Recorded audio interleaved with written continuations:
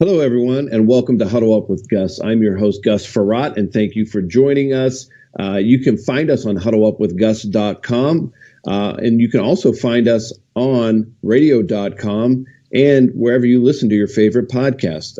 You are joining us today in the new 1631 Digital News Studio, and we are glad to be produced by AMP TV.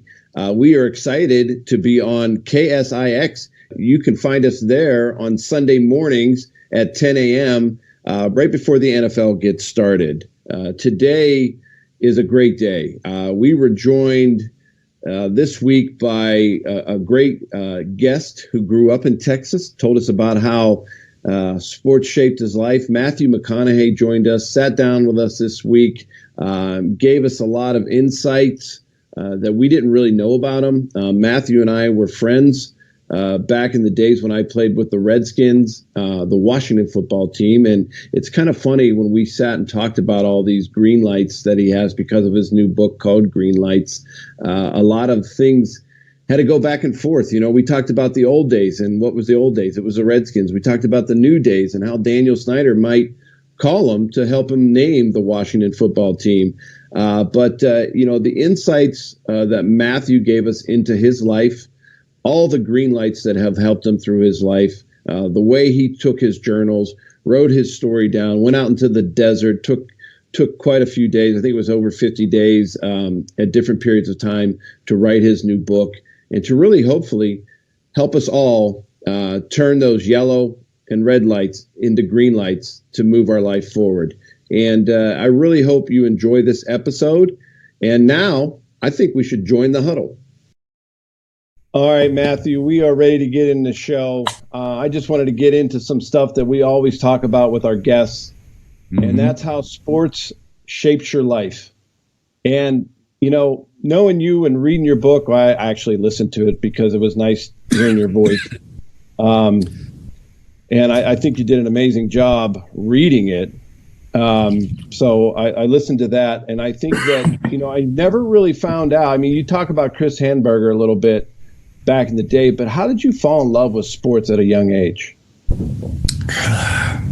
Well, we grew up. I mean, there was,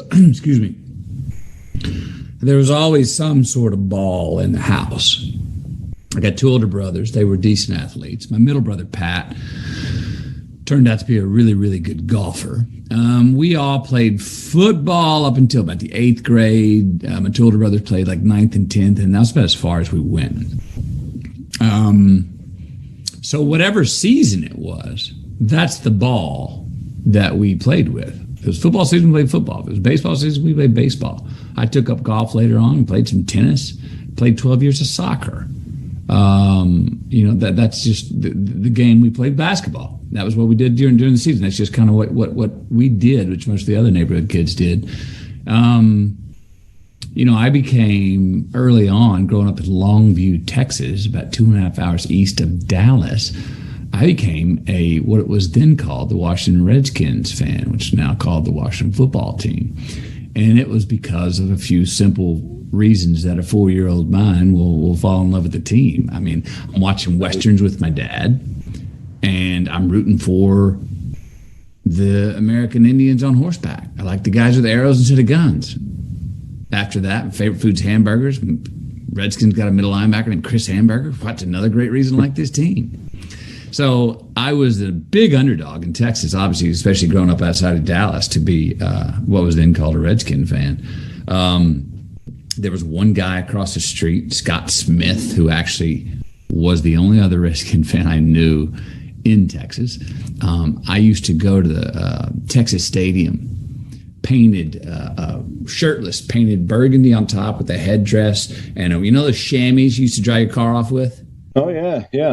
Yeah, I'd have a chamois wrapped around my waist with a rope tying it on. I'd be barefoot, and I'd be right there on the 50-yard line in Texas Stadium when the Redskins would play the Cowboys. I was at, as you know, the last game at RFK, the first game at Jack Kent Cooke, and the first game at FedEx.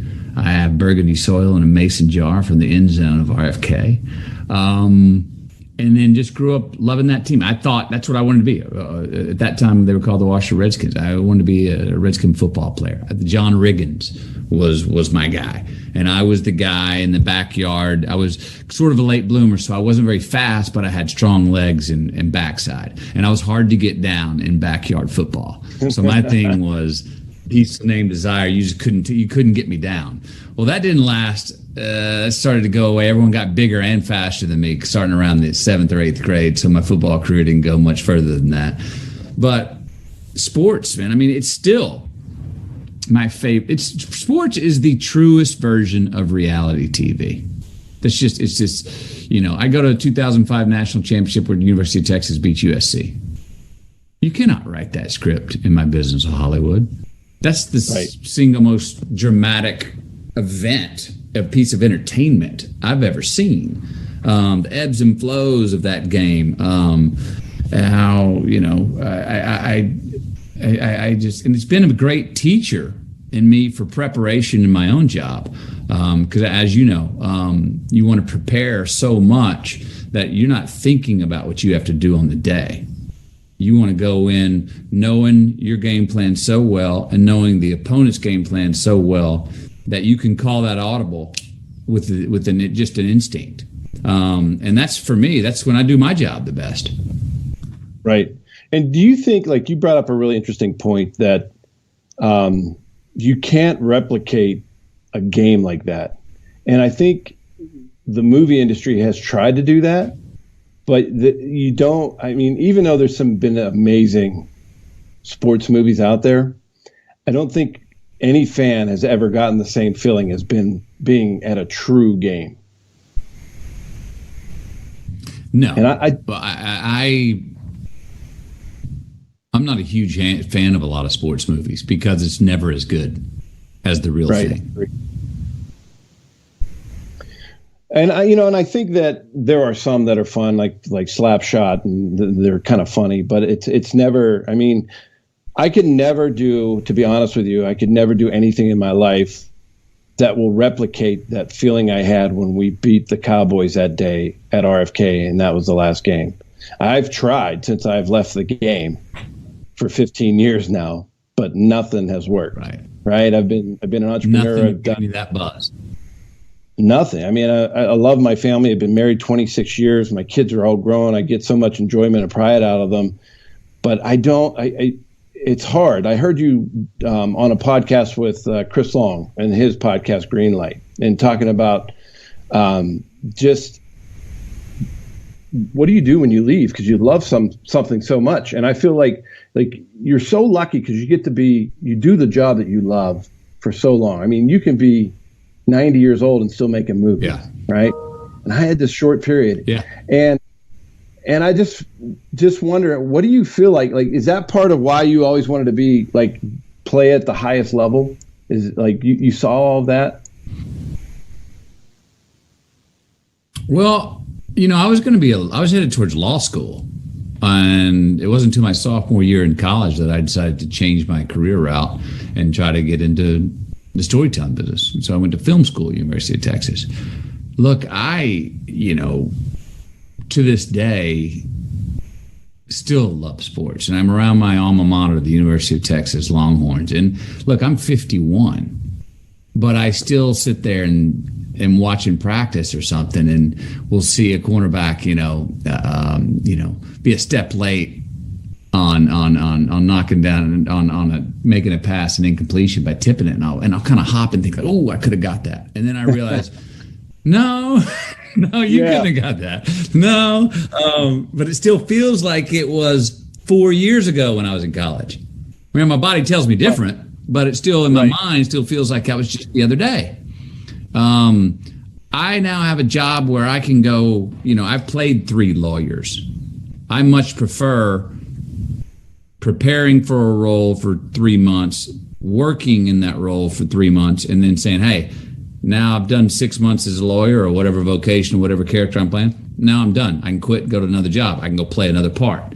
It is a real advantage of what I get to do. I get to go try to, living everybody else's different shoes of different walks of life, from astronauts to quarterbacks to lawyers to poets to biographies of people.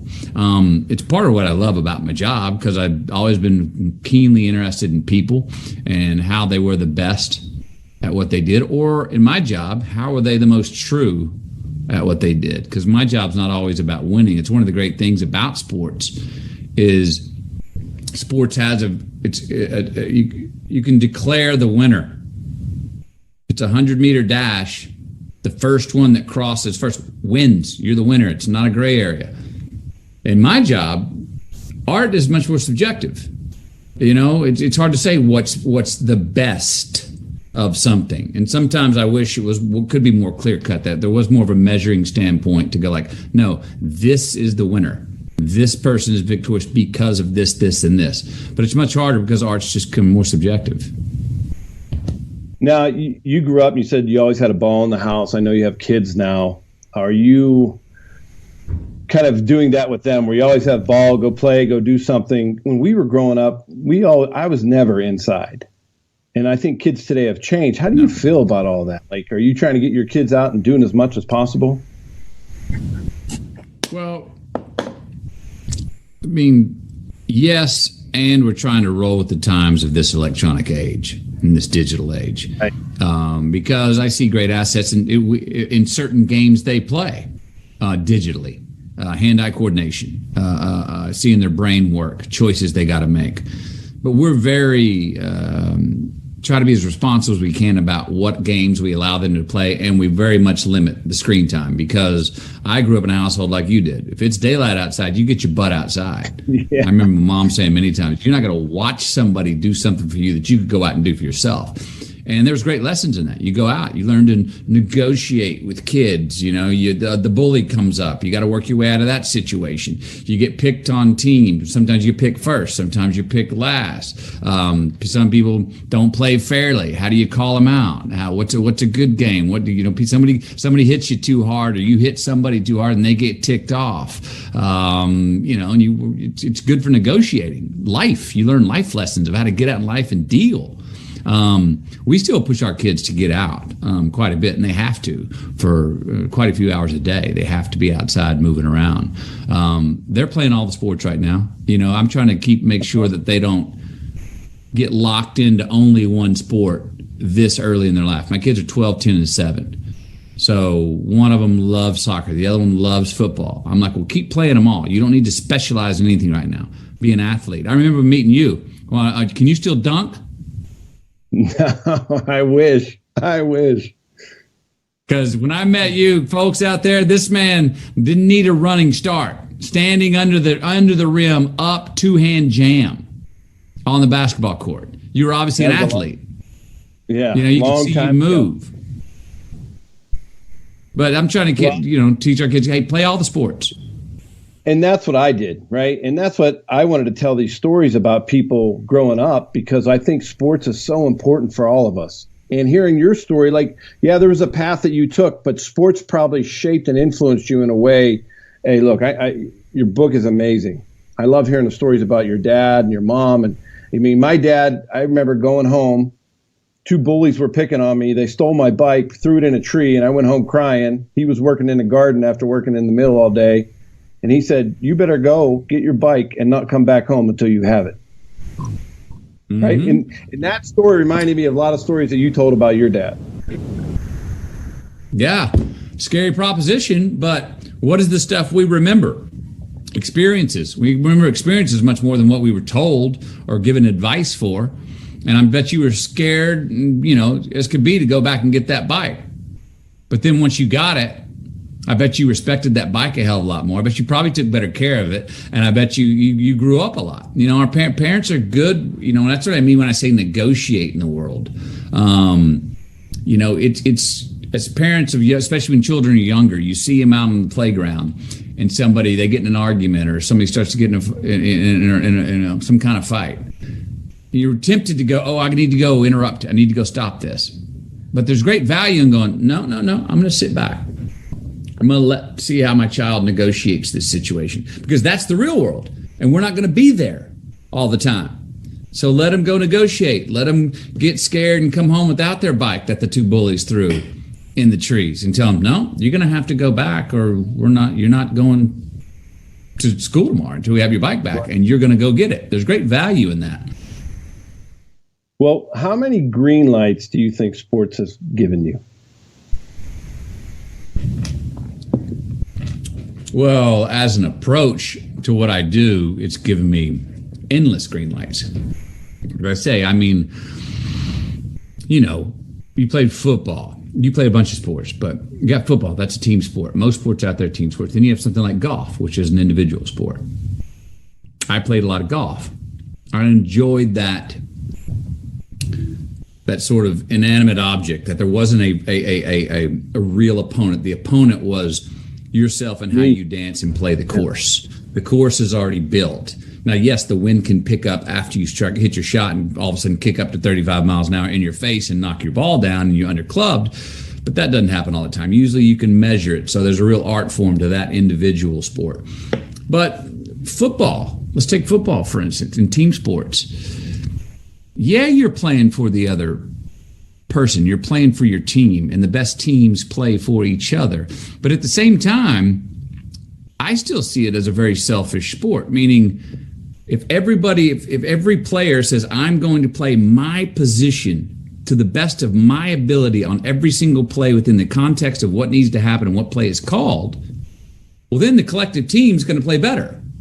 So I do see it as an individual responsibility and an individual game as well within a team sport that it is. But then again, that's how I look at life. I believe in the collective, and I believe in groups and communities and different tribes and what have you. But it's up to the person in the mirror, each one of us, to say, how good can I be at what I'm going to do?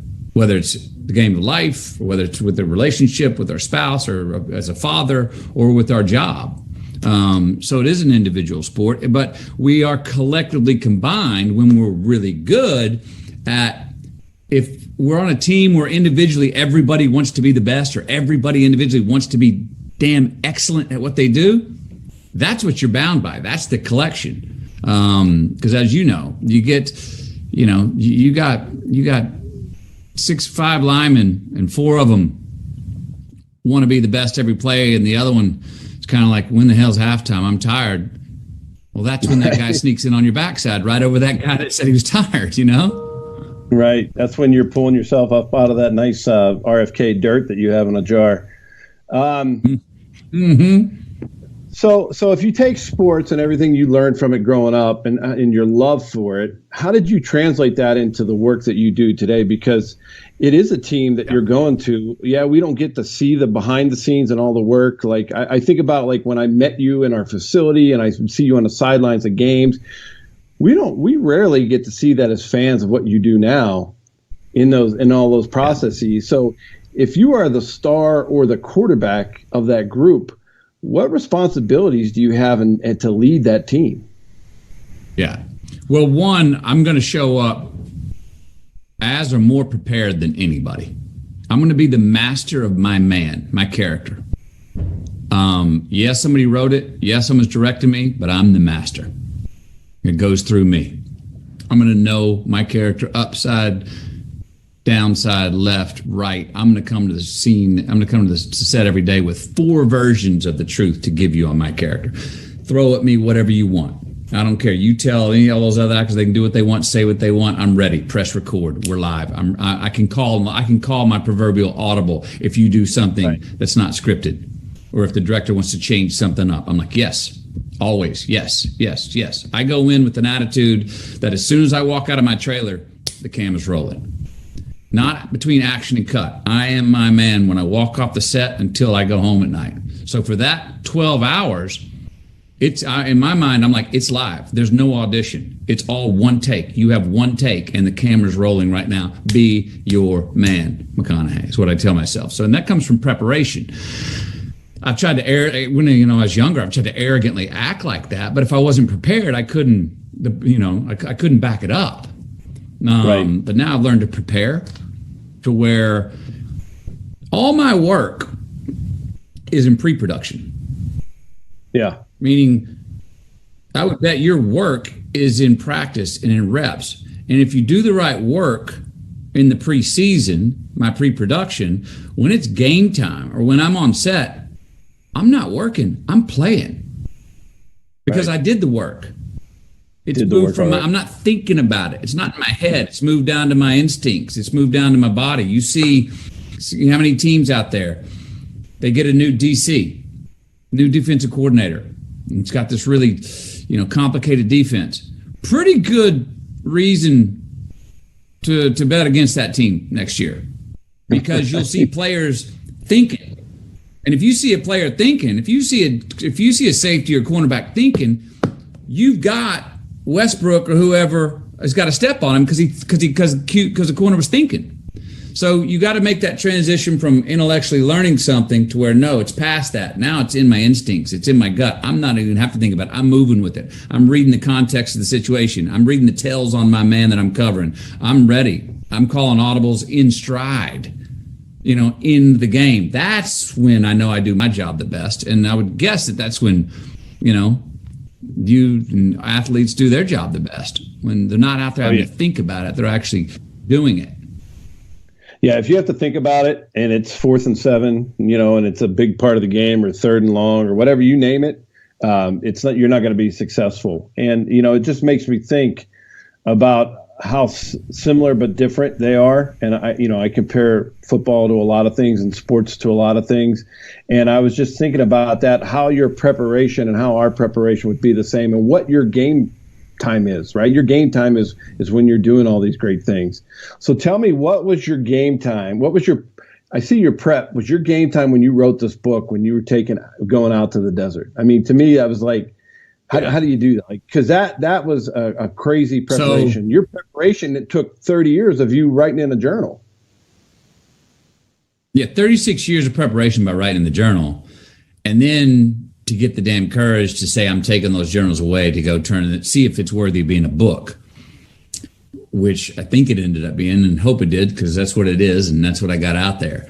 But so when it was game time for me to go do that, as you know, what's the hardest part about working out or doing so many things that we're afraid of doing or don't want to do?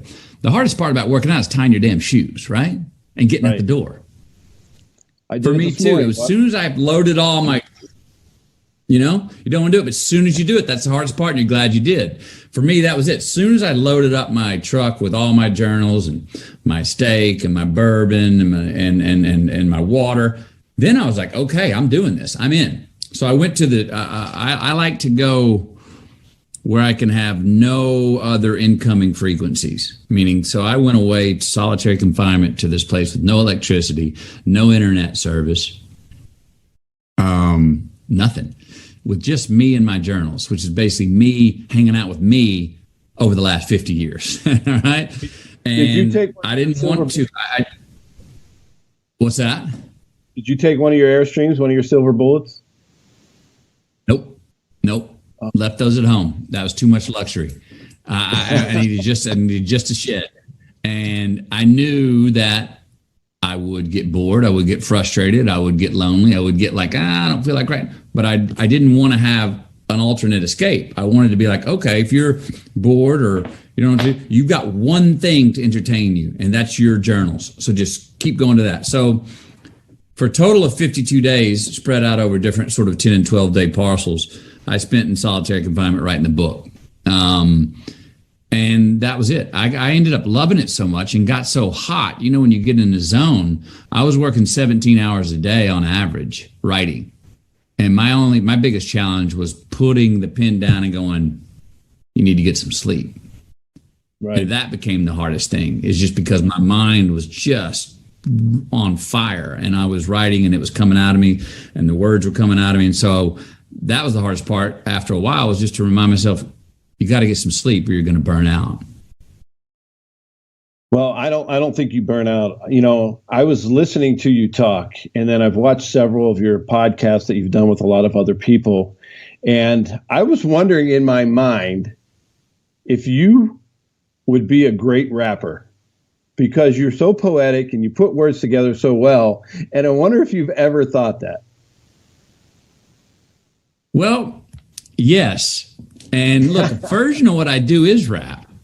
It is. You know, and you know, my favorite rapper, the original rapper, Bob Dylan.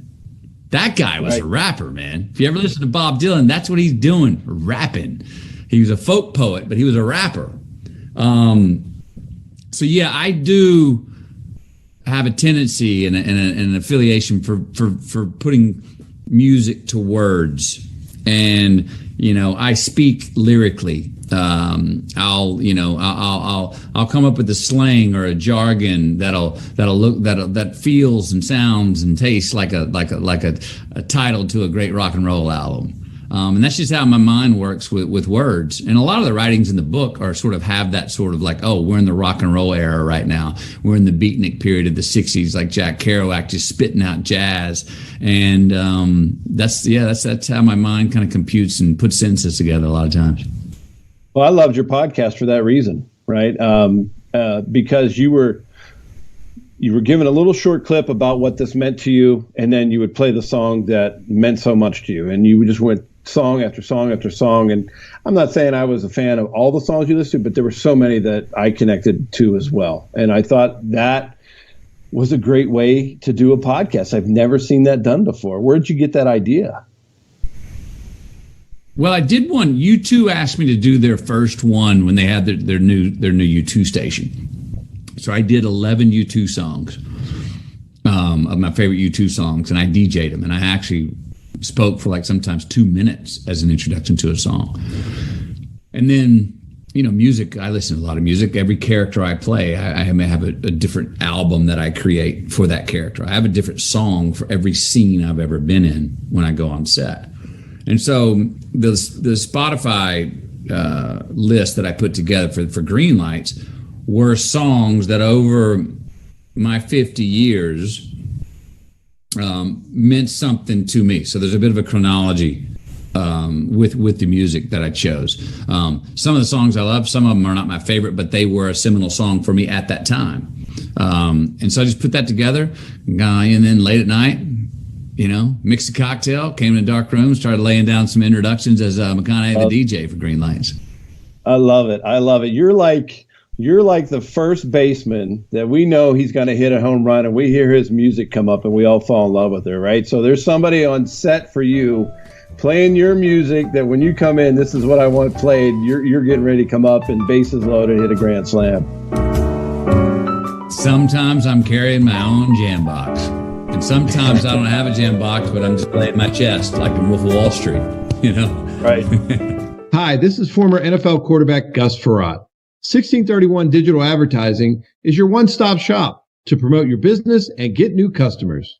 For award-winning creative to getting ads online, in-display, video, OTT, connected TV, and streaming audio, go to 1631digitaladvertising.com. AMP, the multi-format network, is here to help create, produce, distribute, and sell your content. For more information, send a message to info@aamp.tv. That's info@aamp.tv. Do you have any questions about legal issues? Have you ever been stopped by a police officer and issued a ticket that you're scared to deal with? Have you ever been in trouble with the law and don't know what to do? Do you have a will or power of attorney question? Is your home being foreclosed upon and you don't know where to turn? Maybe you were given a contract that you don't understand. For freedom and a worry-free solution, call for Legal Shield today at 213-245-1305. It's that simple. You will have access to high-quality law firms that will fight for you for less than $1 a day. Peace of mind is just a call away. That's for Legal Shield. Call 213-245-1305 or visit us at nocourt.us. It's justice for all and not justice for some. Welcome back, everyone. Thanks for joining us in the new 1631 Digital News Studio produced by AMP TV. You can find us on huddleupwithgus.com. Now let's join the huddle.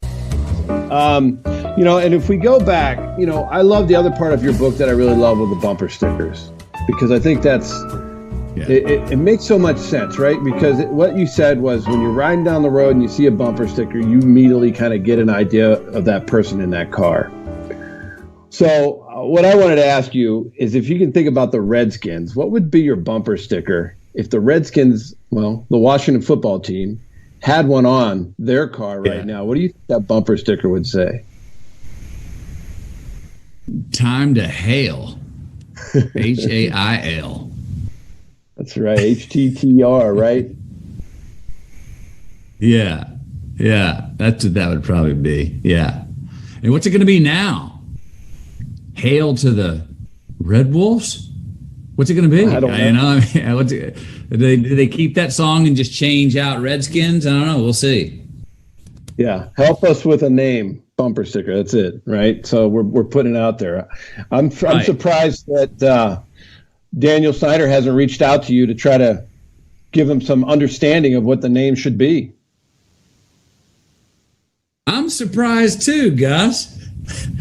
Daniel, if you're listening out there, you got my number, man. We've talked a few times since this name change has even come up, but you haven't even asked me yet. McConaughey, give me a lyric, give me a bumper sticker, give me a name. That's right. What better wordsmith, right?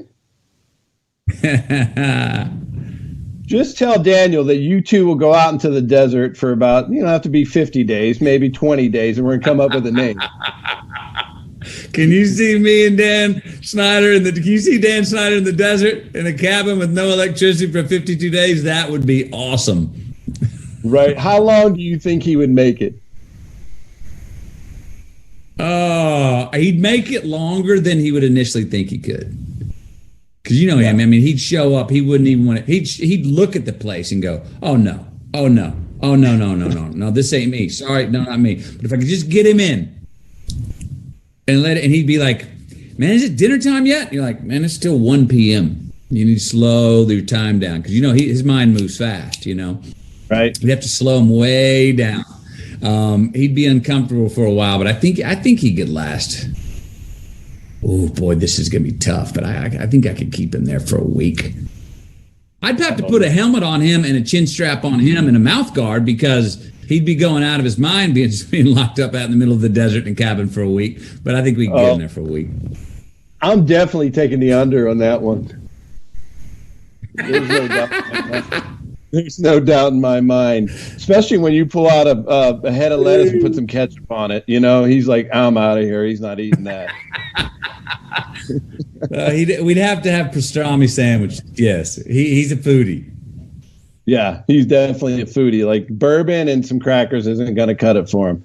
And I think this is great because you have been a fan. So, and you're not only a Washington football team fan, but you're a huge Texas Longhorn fan, and you've actually ingrained yourself into that whole university, community, society in more ways than one. And so can you tell me what your favorite part of being a Texas Longhorn is?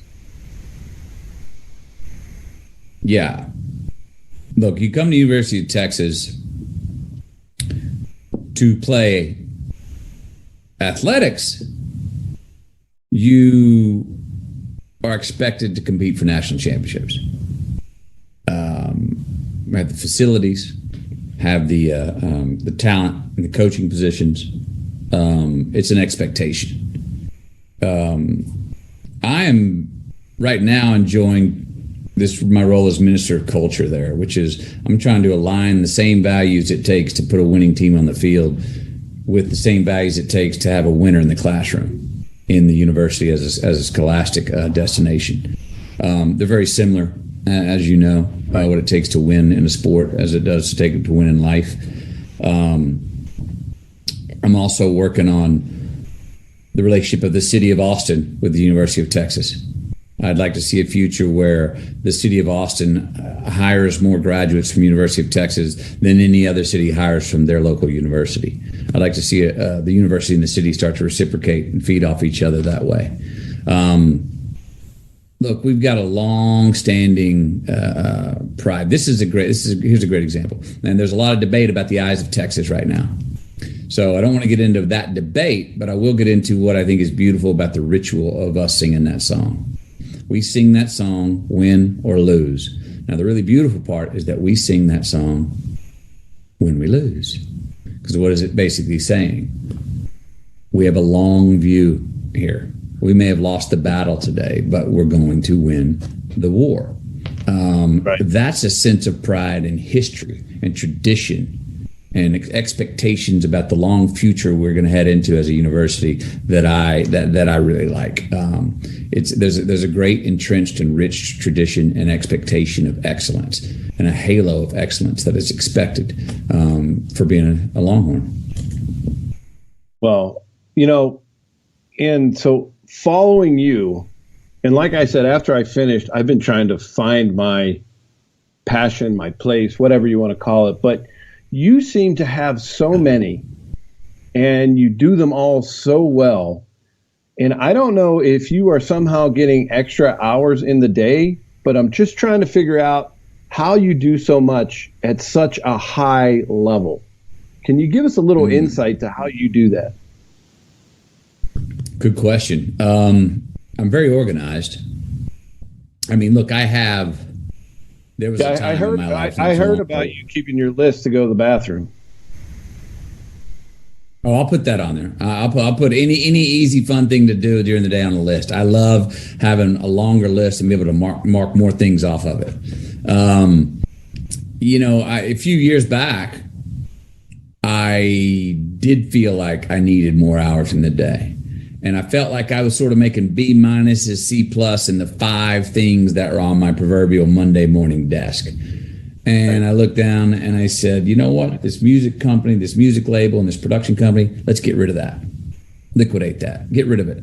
So I got rid of 2 of the 5 things and had 3 things in front of me: acting, the foundation, and my family. And I said, instead of making B- in these 5 things, let's make A's in these 3 things and put more energy and intent into these 3 things. And it for the most part worked. I was able to concentrate and give more time to the things that really mattered to me. I do have a big life. I got a lot going on. I think I'm very good at compartmentalizing. And here's the other thing, though. I don't do anything now that I don't authentically have a passion for, or that I don't authentically believe in. And if we go do something, if we go do some work that we don't believe in, it's the wrong kind of hard, because all work's hard. Good work is hard, but it's the wrong kind of hard if we don't believe in it. Right. And it's the wrong kind of fatigue. I'll be the wrong kind. I don't like being tired at the end of the day, feeling like I worked my butt off, but I ran in circles. And I'm like, I don't even know if I built anything today. I don't know if I pulled anything up. I don't like. That's the kind of fatigue I don't like. What I do like is a good day's hard work, and at the end of the day, going, okay, that cocktail's going to taste good because I earned it. And so I've been pretty good, and I just try to keep work in front of me that I believe in. Yeah, I think that's so important for anyone. And I think what is great is that anybody of whatever your status is or wherever you are in life can read your book and get something a little bit out of that. Because the way you just said that can be anyone. It doesn't have to be a professional athlete, a movie star. It could be anyone in any walk of life. And you can take these things and just tell yourself that today is going to be a good day. I'm going to go do work that I love, and I'm going to be happy when it's over. Yeah. And, not everyone can do work that they love. I understand that. But I also know I've done things in my life and still do that I may not love it, but it does enough for me that I need to do it, that I'll work to be good at it. And once I get good at it, I kind of learn to love it because it feels good being good at something. You know what I mean? Really. So I still do work, and people out there who are like, "Hey, man, I got a job that I don't love. How are you talking to me?" I'd say, "Well, I'm still talking to you because you can go, if you go do something well, even if you don't love it, you can learn to love something because it feels good to do something over and over again that you're good at." Yeah. No, I agree with that. And so, if I think about it, when I was playing, because I never got to go to my dad's work when I was a kid, right? He worked for PPG for 42 years. I never got to go see where he worked. It wasn't allowed in the factory. So for me, I took my kids in the locker room. Sadly, my daughter couldn't go in there a lot, but when I could take her, I would. But my boys were always in there because I wanted to see them and what I was doing all the time. Do you try to do that with your kids and show them what you're doing so that they can see the work that you're putting in. Yeah, I do. I'm real fortunate in that regard. Before Camilla and I decided to have children, she said to me on one condition. I said, what? And she goes, you go, we go. So my family comes with me wherever I go work on set all around the world. So I go concentrate on my work all day, but when I walk through that door, my kids are there jumping up and we're saying hi and they're busting my bubble, and I'm out of it. Now I'm dad. So, that kept me from having to go to work, be intensely at work for 3 months, then come back home to see my family and have to make up for lost time. Because my family's with me, I don't have to do that much. I talked to a lot of men that were fathers that were older than me that are in my business about how they do it. And I talked to a few of them, and each one of them said, look, you're going to have to decide the kids are going to either stay with their friends or they're going to go with dad. And everybody I talked to let their kids stay with their friends and didn't bring them with them to set. And every single one of them, in hindsight, said they regretted it. Right. They come with me, and that helps a lot in our relationship, plus my relationship with my wife. No, I agree. And I always thank my wife too for being so supportive, because I played for 7 teams. For 15 years, we traveled the country and we lived all over, sometimes rental homes, sometimes we bought a home. But that was the most important thing to me. And I couldn't have survived all those cuts and losses and wins and everything that I went through, the red light, the yellow light, and the green lights, unless I was able to go home and share it with them every day. I thought it was so important. Yeah, and good on you. You had a spouse that supports you, and that's asking a lot of our spouses, especially, nowadays when a lot of women have even more independence and go have their own roles and succeed in their own ways and their own vocations in life. It's hard. It's a privilege to be able to have a spouse on either side that can support you with their time that much, and especially if you have children. Yeah, it is hard. I thank my wife, Ann, every day. And now she works as a nurse and a therapist, and I try to support her. The roles have changed, and it's kind of funny how that is. And I think that's what makes a family strong. AMP, the multi-format network, is here to help create, produce, distribute, and sell your content. For more information, send a message to info@aamp.tv. That's info@aamp.tv. Hi, this is former NFL quarterback Gus Frerotte. 1631 Digital Advertising is your one-stop shop to promote your business and get new customers. For award-winning creative to getting ads online, in-display, video, OTT, connected TV, and streaming audio, go to 1631digitaladvertising.com. Are you a small business owner or pursuing the dream of starting your own company? Do you know where to start or how to grow that existing business? The American Business Trust Company has the answers you need. The American Business Trust Company can help you with startup capital, business strategy, sales and marketing, and establishing your company with a physical location or on the internet. You decide. You bring the idea, the American Business Trust Company can help with the rest. For a free evaluation, you may visit them online at abtrustco.com. That's abtrustco.com, or call them at 657-600-1876. That's the American Business Trust Company, 657-600-1876. Call them today. They can help your business right away. Hey, everyone. Welcome back in the Huddle. You can find us at radio.com or wherever you listen to your favorite podcast. Now, let's join the Huddle. So you've spent some time in the Huddle with me today, but I wanted to ask you, if you could go join any Huddle right now out in the NFL, which one would you like to be in? Ooh, what Huddle would I like to be in right now? I know you still watch all the games. In all the sports? No, let's just say the NFL right now. In the NFL, what Huddle do I want to be in right now?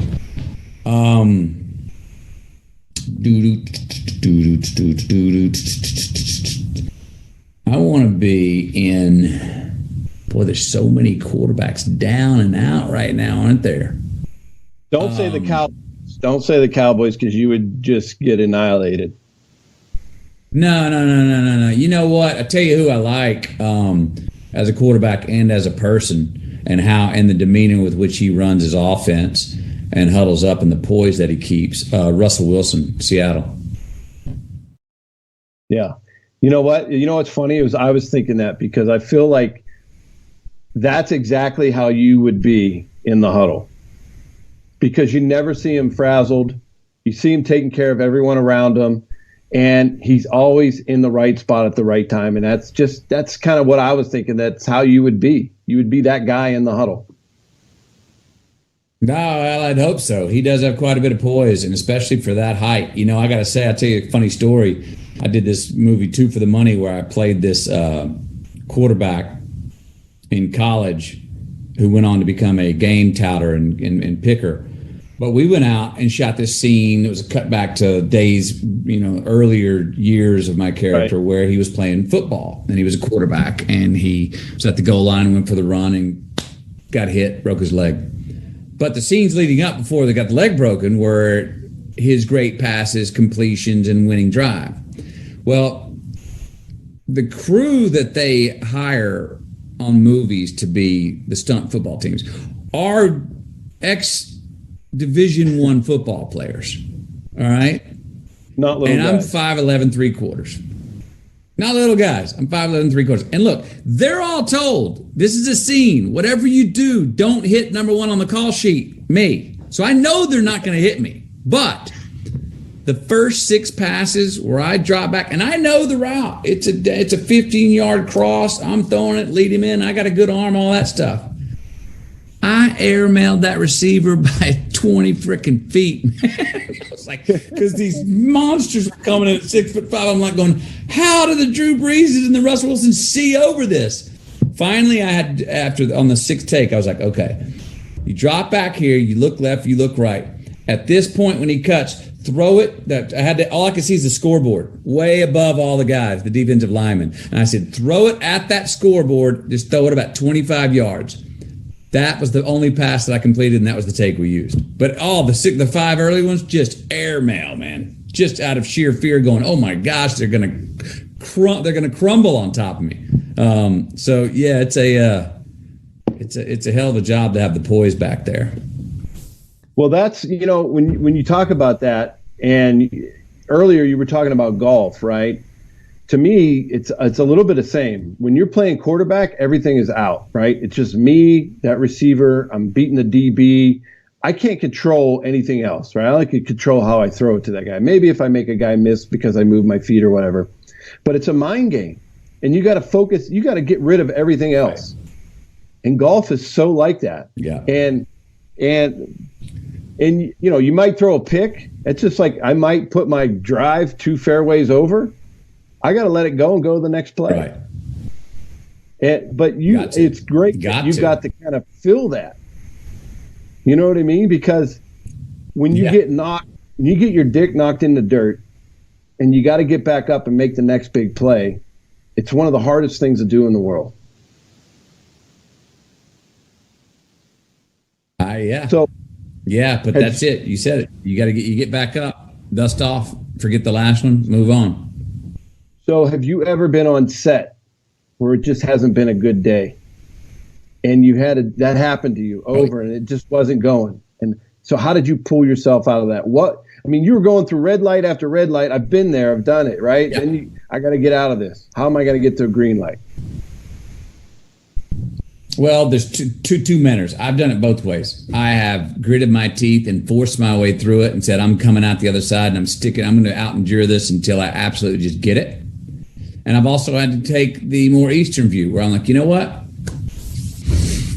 I'm going to take a little walk. I got to press reset. I got to go get a new perspective. I got to come back into this scene fresh.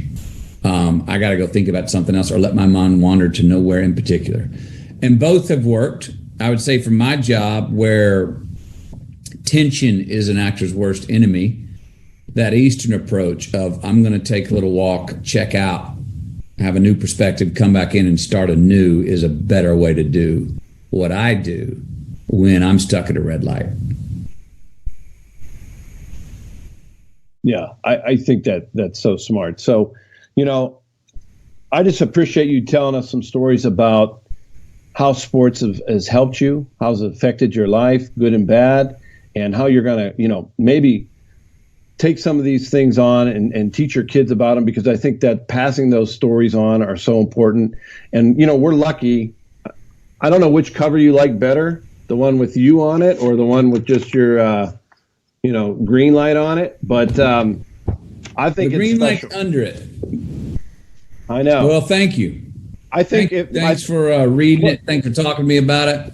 Yeah, no, it's awesome. And I appreciate you sharing your life with us, because, you grew up like a lot of Americans. It wasn't easy growing up. You had struggles, right? And if you love something, you have a passion. It's just I love the part where you told your dad, I'm not going to be a lawyer. I want to go to film school. And you just said that's what made him happy, that you had a passion and you were going to follow your dream. That is what made him happy. He saw his youngest son choose his own path at that time. And I think in my dad's heart, he was happy, even though I was not going to do what I was always expected to do. I think he took some honor in going, yes, my son's being a rebel. He's going to go his own way. He didn't even ask me permission to. Yes, that's what you need. That's what you need to succeed. Well, hey, I appreciate you joining me, Matthew. It was great to catch up with you. It's been a long, long time. And, thank you for sharing your stories. I look forward to, hopefully seeing you sometime in the near future and, sharing this book with everyone, because I think we can all get so much out of it. So tell us how everybody can get your book, or, some last words of wisdom for all our fans out there. Yeah. Hey, Greenlights, go to greenlights.com. You want to find out, you can get the book there, but it's at any bookstore all over the world right now. I mean, from your local bookstores to your Barnes and Nobles, it's out there. And the Audible version is out there too, which I do read and I perform. Look, to say a howdy and an outro, see you later. Here's to catching and creating more of these green lights in our own lives and in other people's lives. And I would say this, a lot of times we think that creating a green light in our own life and in someone else's life, we often think that's a contradiction, that those two don't go together. But I don't believe it's true. There's ways which we can make a choice that is both selfish for us and selfless, and the best choice for the most amount of people as well. And that's the place I hope we get to, especially right now at a time in our nation where we have such great divide. We got to figure out a way to trust each other again. We got to figure out how to believe in each other again. And I think it's through our values where we can say, you know what, let's at least have a conversation, even though we may not have the same points of view or the same politics. Meet you in the middle. Meet you in the middle. Well, thank you for spending some time with me and Huddle Up with Gus and the new 1631 Digital News Studio. We really appreciate your time, and good luck with the rest of everything. And hopefully I'll see your son, playing out for the Texas Longhorns someday. You never know. That might happen. There's one of them that might happen. I don't think it'll happen with all of them, but it might happen with one I can think of. I would love to see it. All right. Gus, I appreciate it. I enjoyed it. Nice catching back up with you.